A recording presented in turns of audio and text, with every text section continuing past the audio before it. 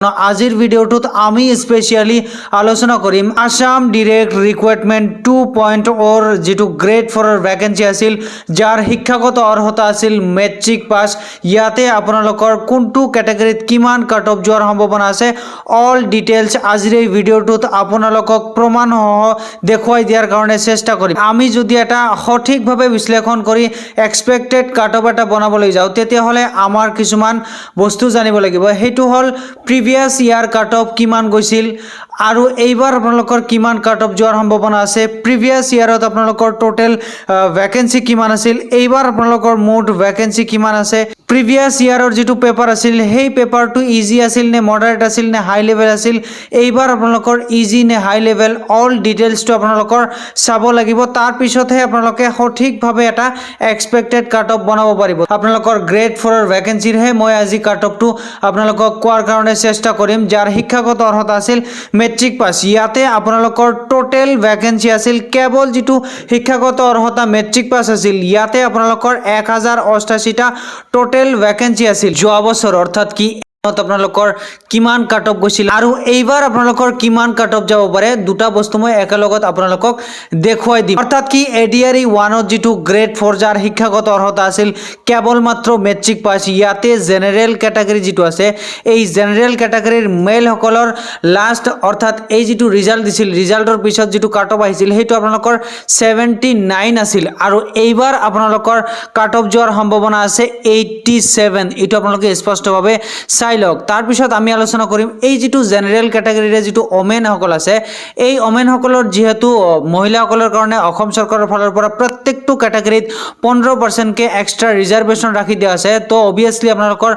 যিকোনো ক্যাটাগৰীৰ মেল সকলতকৈ ফিমেল সকলৰ 2 3 4 5 পৰ্যন্ত কাট অফ কম যোৱাটোৱে স্বাভাৱিক তো জেনাৰেল ক্যাটাগৰীৰ ওমেন সকলৰ যোৱা বছৰ আপোনালোকৰ কাট অফ গৈছিল 68 135 নম্বৰৰ ভিতৰত কিন্তু এইবাৰ আপোনালোকৰ কাট অফটো অলপমান বেছি যাব অৰ্থাৎ এইবাৰ আপোনালোকৰ 75 কাট অফ যোৱাৰ সম্ভাৱনা প্ৰচুৰ আছে এটো এসসি ক্যাটাগৰী আছে এই এসসি ক্যাটাগৰীৰ মেল সকলৰ যোৱা বছৰ আপোনালোকৰ কাট অফ গৈছিল 73 কিন্তু এইবাৰ আপোনালোকৰ কাট অফ যোৱাৰ সম্ভাৱনা আছে 79 এসসি ক্যাটাগৰীৰ ওমেন সকল যে আছে তেওঁলোকৰ যোৱা বছৰ কাট অফ গৈছিল 64 কিন্তু এইবাৰ আপোনালোকৰ কাট অফ যোৱাৰ সম্ভাৱনা আছে 68 ঠিক একেদৰে এসটি যেটো প্লেন ক্যাটাগৰী আছে এই এসটি প্লেন ক্যাটাগৰীৰ মেল সকলৰ যোৱা বছৰ কাট অফ গৈছিল 71 কিন্তু এইবাৰ তেওঁলোকৰ কাট অফ যোৱাৰ সম্ভাৱনা আছে 77 ঠিক একেদৰে এসটি প্লেন ক্যাটাগৰীৰ যেটো ওমেন সকল আছে ওমেন সকলৰ যোৱা বছৰ কাট অফ গৈছিল কেৱল মাত্ৰ 62 কিন্তু এইবাৰ তেওঁলোকৰ কাট অফ যোৱাৰ সম্ভাৱনা আছে 65 তাৰ পিছত আমি আলোচনা কৰিম যেটো এসটি হিলস ক্যাটাগৰী আছে এসটি হিলস ক্যাটাগৰীত যোৱা বছৰ কাট অফ গৈছিল 67 কিন্তু এইবাৰ তেওঁলোকৰ কাট অফটো অলপমান বেছি যোৱাই স্বাভাৱিক অৰ্থাৎ এইবাৰ তেওঁলোকৰ 70 কাট অফ যোৱাৰ সম্ভাৱনা প্ৰচুৰ আছে আৰু এসটি হিলস ক্যাটাগৰীৰ যেটো ওমেন সকল আছে ওমেন সকলৰ যোৱা বছৰ কাট অফ গৈছিল 61 কিন্তু এইবাৰ তেওঁলোকৰ কাট অফ যোৱাৰ সম্ভাৱনা আছে 68 ইয়াতে স্পষ্টভাৱে চাব পাৰিছে তাৰ পিছত আমি আলোচনা কৰিম যেটো ওবিসি ক্যাটাগৰী আছে এই ওবিসি ক্যাটাগৰীৰ মেল সকলৰ যোৱা বছৰ কাট অফ গৈছিল 72 কিন্তু এইবাৰ আপোনালোকৰ কাট অফ যোৱাৰ সম্ভাৱনা আছে 76 ঠিক একেদৰে ওবিসি ক্যাটাগৰীৰ যেটো ওমেন সকল আছে বা ফিমেল সকল আছে তেওঁলোকৰ যোৱা বছৰ কাট অফ গৈছিল কেৱল মাত্ৰ 63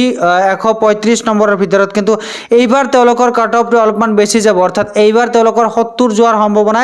অধিক আছে আৰু অৱহেকত আমি আলোচনা কৰিম যেটো ফিজিক্যাল হ্যান্ডিক্যাপ যেটো এক্সট্ৰা ৰিজাৰ্ভেশন থাকে তেওঁলোকৰ যোৱা বছৰ কাট অফ গৈছিল 56 কিন্তু এইবাৰ তেওঁলোকৰ কাট অফ যোৱাৰ সম্ভাৱনা আছে 63 ইয়াতে